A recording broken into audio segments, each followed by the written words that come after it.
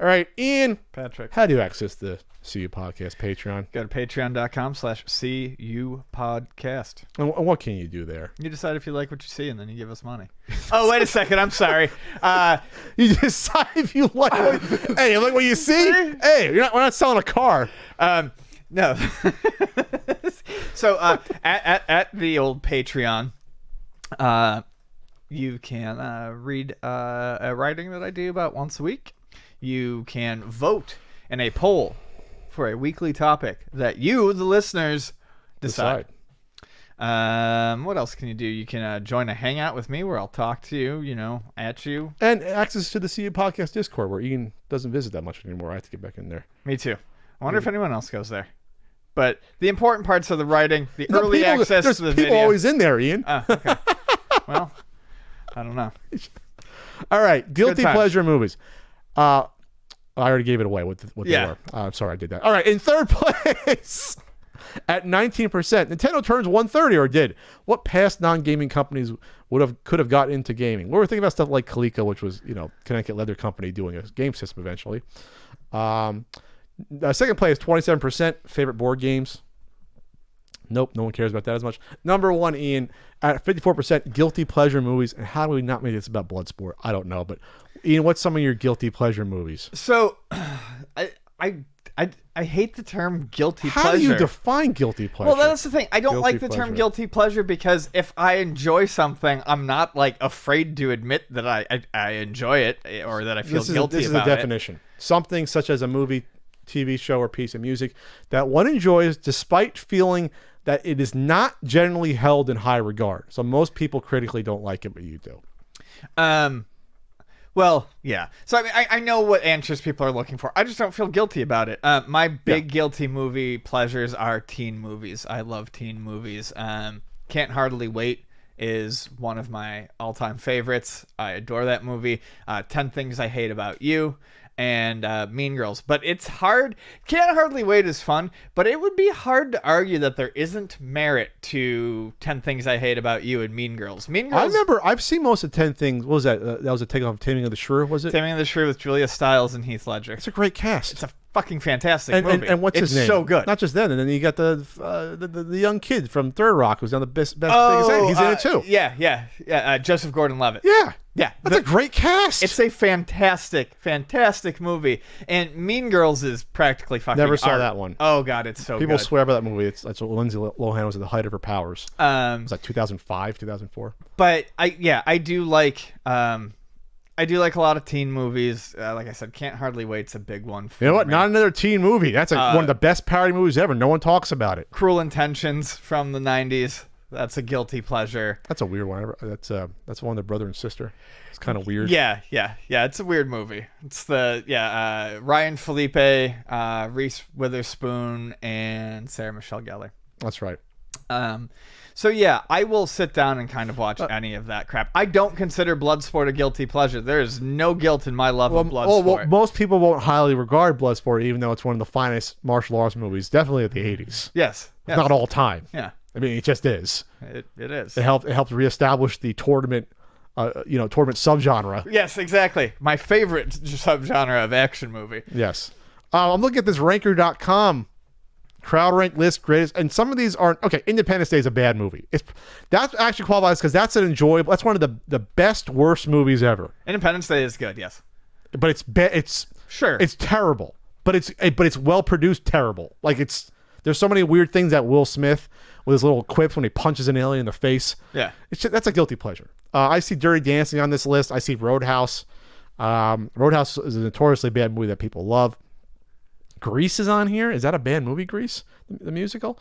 I see Armageddon on here. Armageddon I saw in the movie theaters. Armageddon, I don't know anyone who likes that movie, but it's on here. I mean, it made a ton of money at the time. Right. That was the height of the Michael Bay-esque sort of summer blockbuster, late 90s.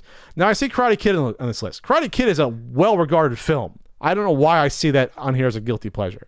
I've never heard people diss Karate Kid. It's a really good movie overall. Ghostbusters is on this list. That's a really good movie. I don't know why that'd be on here. Alita Battle Angels on this list. Is that already a guilty pleasure? Was that a bad movie? I don't know. It looked like shit. Point Break, I can see that. That's a good movie. Starship. If Point Break is a.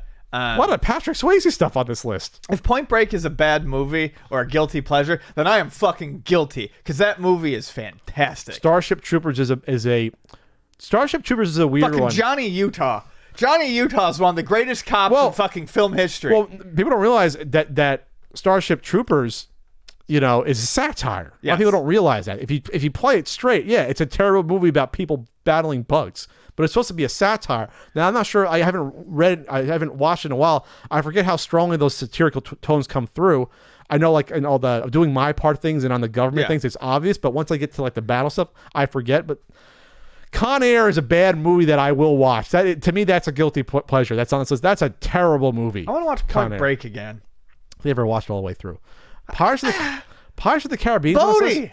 That first Pirates Johnny! movie. That first Pirates movie is really actually good. I would not put that on this list. They get worse as they go along. The first one was pretty decent. The second and third one were fine. They're bloated. I fell asleep I think in the third one. It was like 3.5 hours. Get bloated, yes. Then there's two others after that somehow. And they're like rebooting it. Ace Ventura. I never liked those early Jim Carrey movies. Top Gun. I don't think Top Gun's a bad movie. It's I like Top Gun. It's a guilty pleasure. The sequel looks incredible from that trailer. I don't know if you saw that trailer. No. Spaceballs a guilty pleasure. I think Spaceballs is a fine little parody movie. Spaceballs is what it's supposed to be. Yeah, it's a goofy Mel Brooks movie. Lost Boys on the list. I was gonna say Lost Boys, but I can't call that. It's so good. It's so good. I haven't seen it in a while. Footloose is on the list. I don't remember that being bad. See, Bill and Ted is not a guilty pleasure. Bill and Ted's actually a fine movie. It's a fine comedy to me. Yeah. I actually think it's a fine movie. Smoking the Bandit's on here. I don't remember that.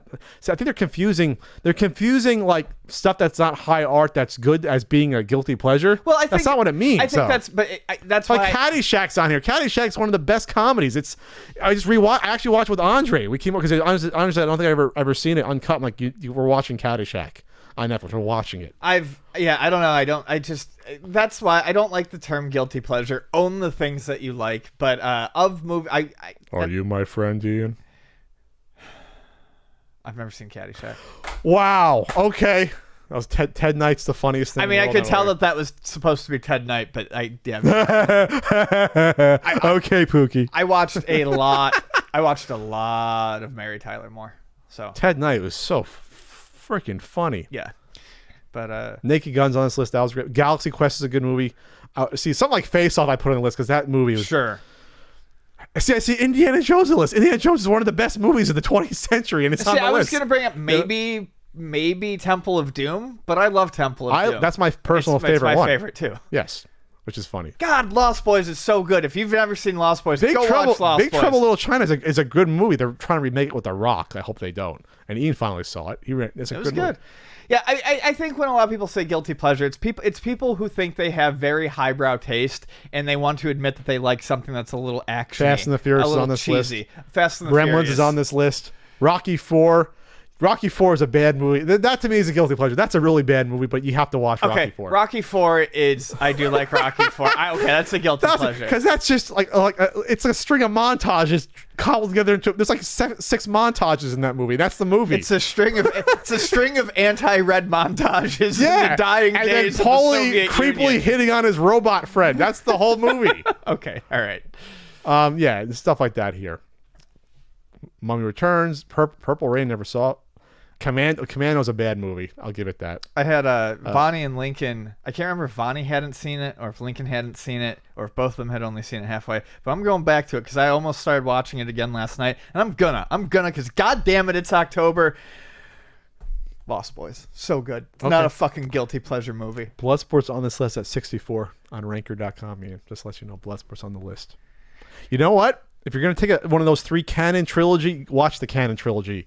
Van Damme movies. Cyborg is a guilty pleasure. Cyborg is the worst of those movies by far, but it's still a good movie. Yeah, I'll still watch Cyborg. What else is canon? That was him. Yeah, he did Bloodsport. He did Bloodsport. Then he did Cyborg. Then he did Kickboxer. Okay, that was his original deal as a star. I was trying to remember who did Lionheart or what company did Lionheart. But that was right after that. Was at that point it was more mainstream. But Cyborg was such a weird movie because it was so cheap, low budget.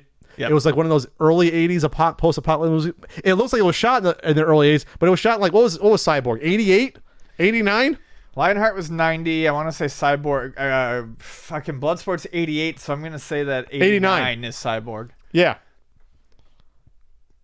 He had that weird circular shotgun gun. It wasn't a real gun. It was so weird. Vonnie brought me home the Cyborg comic. It was a one-shot, and you get to the end of it, and it's like, watch the movie for the thrilling conclusion.